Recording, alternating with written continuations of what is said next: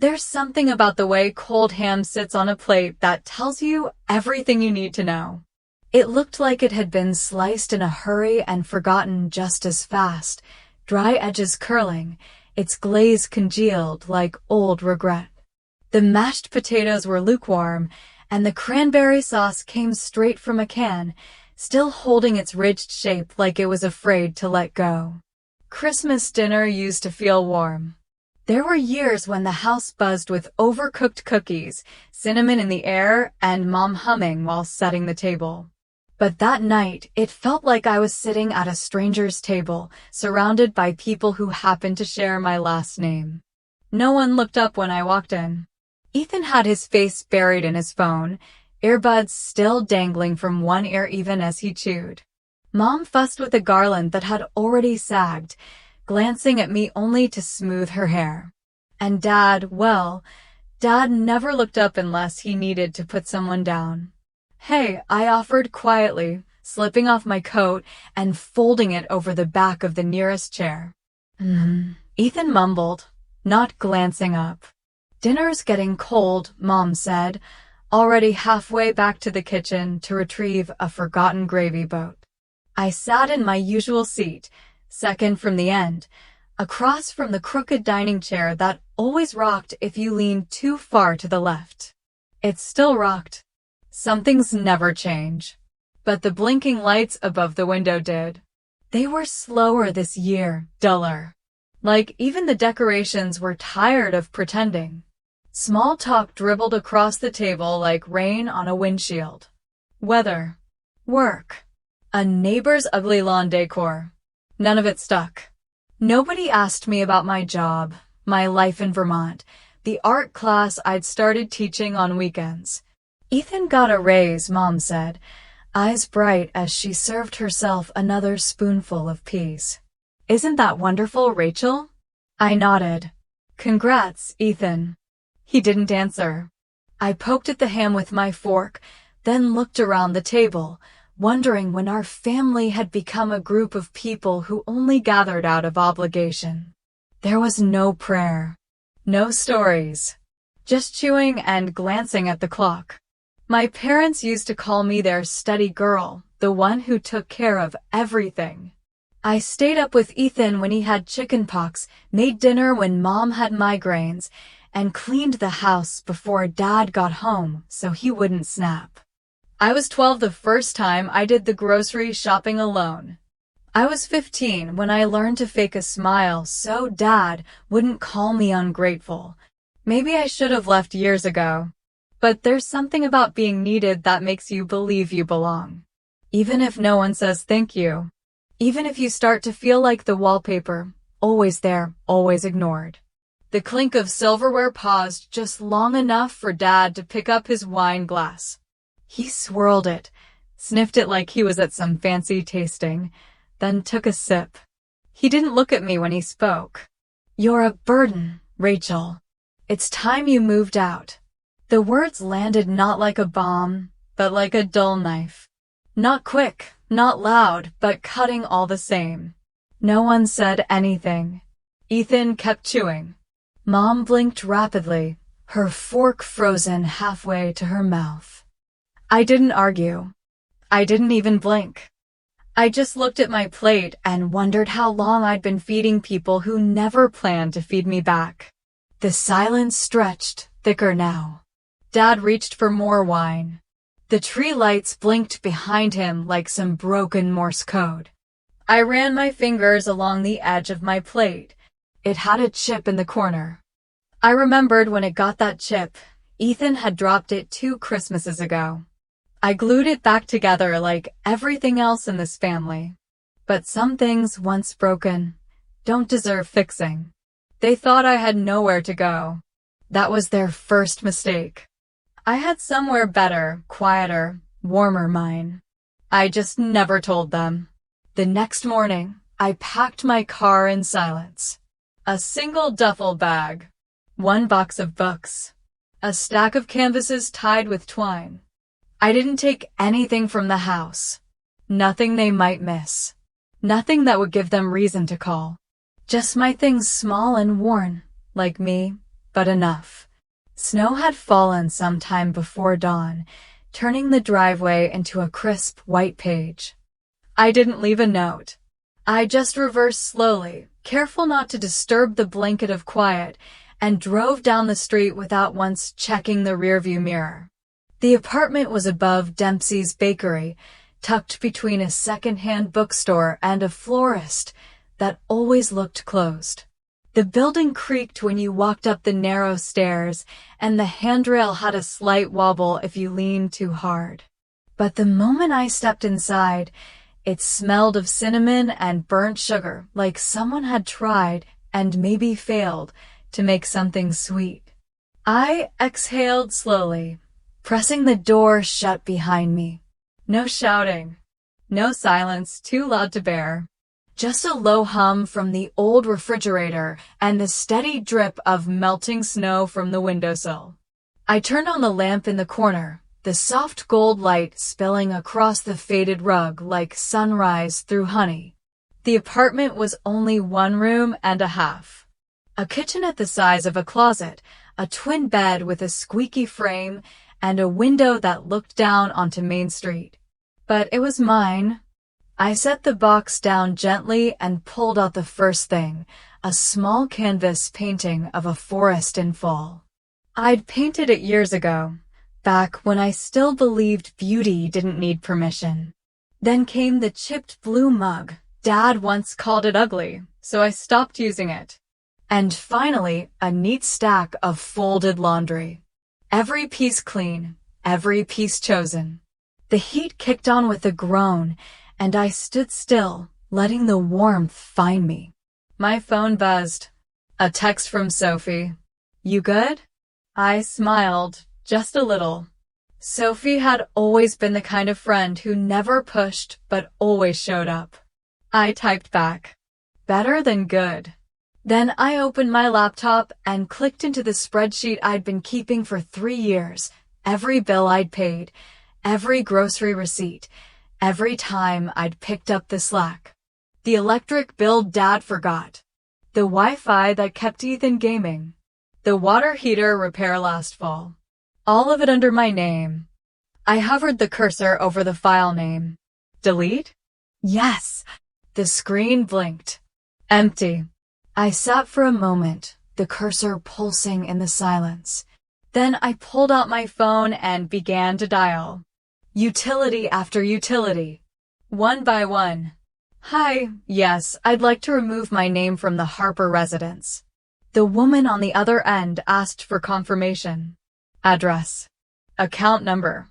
She paused. "There may be an interruption in service if there's no other name listed." I didn't hesitate. "That's fine." Click. On to the next. Each call was like exhaling something I hadn't realized I was holding. I wasn't punishing them. I wasn't angry, not in the way they probably expected. I was just done. I brewed a small cup of tea in the chipped mug, sat on the edge of the bed, and wrapped my fingers around the ceramic. Outside, people bustled through the cold, coats zipped, mittens clutched, voices trailing like smoke. My phone buzzed again. "Proud of you," Sophie wrote. "You deserve soft things." I didn't cry, but something behind my eyes softened, like ice warming in the sun. I glanced around the apartment, the crooked lamp, the slightly peeling wallpaper, the tiny cactus on the sill someone had left behind. It wasn't perfect, but it was enough. It wasn't revenge. It was a full stop. For the first time, I wasn't holding anything up. It took 2 days for the lights to go out. 3 for them to text me. 4 to start pretending it was just a mistake. I didn't respond. Not at first. I was stirring lentil soup over my tiny stovetop, the scent of cumin and thyme curling into the corners of my apartment, when the first envelope slid through the mail slot. Pale pink, my mother's handwriting on the front, deliberate and strained. "Have you still got access to the utility accounts?" No salutation. No question mark. I let it sit on the table while the soup simmered. I didn't need to open it twice. The next morning, my phone buzzed. Ethan, Wi-Fi's off. That was it. No, hi, no, hope you're well. Just the frustrated groan of a boy who'd never paid a bill in his life. I smiled, not out of malice, but out of the strange peace that comes when you finally step out from under something heavy and realize you can stand straighter than you thought. By day 5, they'd stopped pretending it was a fluke. The silence from the house on Willow Lane deepened. I imagined it like a vacuum, rooms growing colder, lights flickering, the silence they once weaponized now curling back toward them like fog. That week, Sophie dropped by. She knocked twice, the way she always did, then opened the door with her elbow, a thermos in one hand and a paperback tucked under her arm. You cooking? She asked, nose wrinkling. Trying, I said, holding up a slightly burnt piece of toast. She handed me the thermos. Soup. Real soup. I even used bay leaves. We sat on the floor, backs against the radiator, legs stretched toward the center of the room. A candle flickered between us on the side table. Outside, snow drifted down like it had nowhere else to be. Sophie handed me the book. An atlas of soft places. Inside was a sticky note. For your shelves, your soul, your silence. She sipped her soup. Ran into your dad at the hardware store. I raised an eyebrow. He was arguing with the cashier over a shut-off notice. Something about billing access. Looked like he wanted to strangle the receipt printer. I said nothing, just blew gently on my spoon and took a sip. You okay? She asked, not pushing. I nodded. I am now. Later that night, I lit another candle, the one shaped like a pine cone that smelled faintly of clove. I curled beneath the thrifted quilt Sophie gave me 2 Christmases ago and opened the book. The pages whispered, not shouted. And then, just as I was settling into the hush, I heard the soft plop of something landing against the door. I rose, bare feet on cold wood, and opened it. A plain white envelope. No return address. Inside was a photograph. A church potluck. I recognized the hall immediately: beige tile floors, folding chairs, streamers left over from New Year's. There they were, my parents, Ethan, a few neighbors I half remembered. Everyone smiling, stiff and deliberate, as if trying to summon joy through the camera lens. One chair was empty. The spot I always took, far left, near the lemonade table. I stared at it for a long while. The space wasn't accidental. I could see the way they'd angled their bodies around it, as if they were posing with a ghost they hadn't quite decided to miss. I placed the photo under the candle. Didn't burn it. Didn't frame it. Just let it sit there, curling slightly from the warmth. I didn't reply. I read a candle, opened a book, and let the silence settle like snowfall. When people want you back for what you used to do, not who you are, it's not love. It's maintenance. The envelope came folded in half.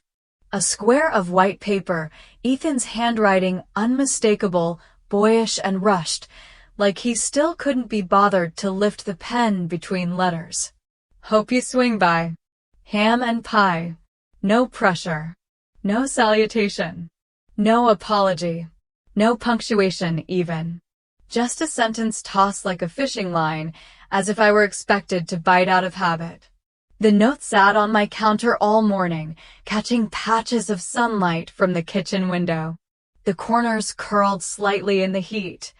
I made tea, watered the cactus, stared at it again. The words didn't change. I'd seen this pattern before, painted in subtler shades. When I was 19 and paid the overdue mortgage with my scholarship stipend, Mom had clasped my hand and said, "You're such a good daughter." No thanks. No plan to pay me back. Just those words, dripping with a sweetness that left a sting. Sophie came by that afternoon, scarf flapping like a flag in the wind. She handed me a brown paper bag, more soup, this time butternut squash, and leaned against the doorway. "You hear from them?" she asked, eyes scanning the apartment like always, just to make sure I was still whole. I nodded toward the note. She didn't open it, just hummed. "Heard Ethan was outside your building yesterday. Told someone you're being too proud." I didn't flinch. "Proud," I repeated. That word again. Yeah, it's always the ones who never say sorry that think pride is the problem. We sat for a while. The apartment was warm, the radiator rattling like an old man clearing his throat. Outside, the snow was still thick but softening, melting in patches that left behind dirty outlines like bruises fading from a limb. I turned the note over in my hand. Ham and pie. They didn't want me. They wanted the one who carved the meat, cleaned the dishes, filled the fridge. They wanted the glue, not the girl. When I was a teenager, Mom used to complain that I was too quiet. "Speak up," she'd say, but only when it was convenient, never when my words cut too close. Silence had been my armor, my currency. Now it was my line in the sand. I remembered nights when I was the last one awake, checking the locks, setting out lunches, printing school forms no one else remembered. I remembered driving Ethan to the ER when he broke his wrist skateboarding, and how he played it off like I was just around. I remembered watching Dad refill his glass again and again while Mom turned the volume up on the TV. I didn't let things fall apart. I just stopped bleeding to keep them standing. There's something about reaching your limit that makes everything sharper.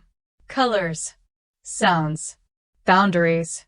Pride isn't the refusal to forgive. It's the refusal to return to fire and call it warmth. I put the note back in the envelope and slid it into the drawer beside my scissors and stamps. Not out of sentimentality. Just not ready to toss it. Not yet. My phone buzzed once that night. A second message from Ethan. "Just say yes or no. Don't be weird." I didn't block his number. I didn't reply either. There's power in silence when it's no longer a cage. And that night, as the snow softened and the candles flickered low, I realized something else. They weren't reaching out to make amends. They were reaching out because the lights were still off. They set a plate for me at the table, centered, perfectly lit. As if guilt could be arranged like flatware. The group message came in at 7:12 a.m. I was steeping tea, the faint scent of basil drifting from the windowsill planter. My apartment, washed in the soft light of a second-hand lamp, held the quiet of a morning untouched by expectation. The message was from Linda's number. A photo of my father, pale and tucked into a hospital bed, wires disappearing into the folds of the blanket. The caption beneath read, "This family sticks together. Please keep him in your prayers." No diagnosis. No explanation. Just the insinuation of duty wrapped in pixels. I didn't reply. Instead, I folded the laundry from the night before, towels still warm from the radiator, a pair of socks I'd darned the heel of last week. Movement steadied me. Purpose that asked nothing of me but presence. My phone lit up again, but it was Sophie this time. "Hey," her voice came through the line, soft but pointed. "You okay?" "I am," I said, meaning it. "I just don't owe them anymore." There was a pause. Not uncomfortable, just still. She exhaled. I get it. I knew she did. Sophie had watched me for years, watched me excuse missed birthdays with meal prepping, ignore rude remarks with rent payments, and cancel my own therapy appointment to help Ethan cover a surprise university fee. No one had asked. No one had thanked me either. In families like mine, love wasn't a language, it was a ledger. And I'd learned young how to keep the books balanced. That morning, I found myself remembering the framed photos in the hallway of the old house. Smiles frozen in time.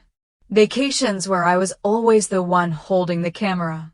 After high school, I seemed to disappear from the gallery entirely. Not because I left, but because I was no longer useful to the image. Later that afternoon, Sophie dropped by with lemon cookies and a box of chamomile tea. She didn't say much, just let her presence fill the space between my words. I used to think if I gave enough, they'd see me, I admitted. They saw you, she said. They just liked what you gave more than who you were. The sun set slowly, brushing gold across the bookshelves. I lit a candle. The basil leaves shifted in the breeze from the cracked window. That night, a second message came through. A photo of the dining table at home. A plate set in the center, perfectly aligned with the cutlery. My chair, unoccupied. The caption, "We saved you a seat." I stared at it longer than I meant to. Maybe they meant well. Maybe they didn't. But even that gesture, saving a seat, wasn't about me. It was about what I used to represent. Stability. Convenience. A ghost of responsibility dressed up as affection. Years ago, when I still hoped things might change, I would have rushed home. Brought groceries. Paid bills. Smiled through the same jokes. And afterward, cried alone in the laundry room, pretending the sound of the washer masked the rest. But now I had basil growing by the window. Books I chose for myself. Soup recipes scribbled in the margins of notebooks. A second-hand lamp casting soft halos on the wall. The plate they left for me wasn't mine. It was a stand-in. A placeholder for obligation. And I'd finally stopped mistaking that for love. I mailed them the last house key on a Tuesday. No notes. No explanations. Just a folded utility ledger from the past 2 years, my name circled 3 times. Neat, final enough. The snow had turned soft, grainy with melt, like powdered sugar clinging to the curb. February in New Hampshire never promised warmth, but that morning, something in the air felt less cold. I passed the old house on my way to the bookstore. The porch light buzzed faintly, wrong wattage, probably installed in a rush. It blinked like a tired eye, unable to stay open. A label had been taped neatly to the mailbox flap. My name, typed, not handwritten. I imagined it was Linda's work, always preferring the formality of machines over messy emotion. I didn't stop. I didn't need to. There was a time I would have paused.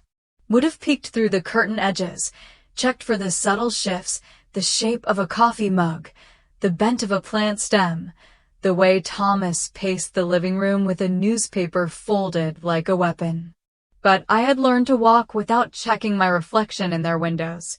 At home, the basil had sprouted new leaves, thin and bright. I trimmed them gently, the way Sophie once showed me, diagonally, never across. Helps them keep growing, she'd said. Even after the cut. Sophie had texted that morning too. Just a thumbs-up emoji and the word, clear. That was our shorthand for mornings that felt uncluttered. No past lingering in the sink. No names waiting behind doors.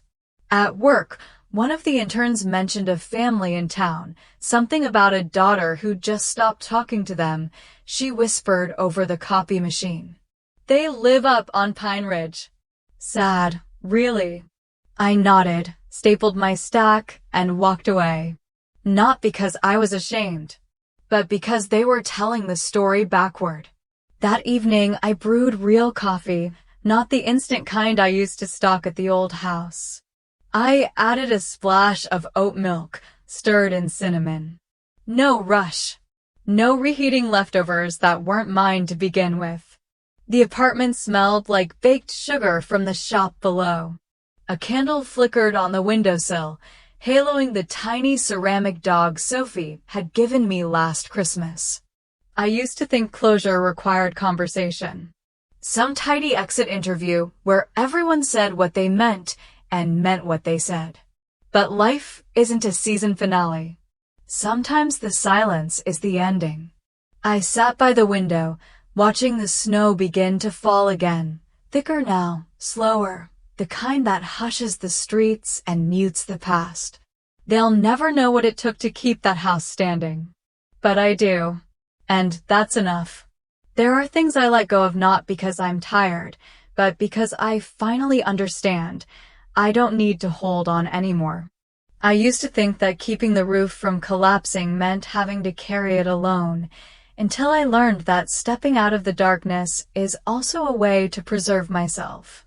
In life, true love doesn't make anyone lose themselves to keep it. Sometimes leaving isn't giving up, but to start living more fully, not for anyone, just because you deserve it. Family shouldn't be a place of only responsibility, but a place where we can be seen, heard, and loved as ourselves. If this story touches any memories or emotions in your heart, please share a few things. Who knows, someone might also need a small light to guide the way, to dare to step out and choose peace for themselves.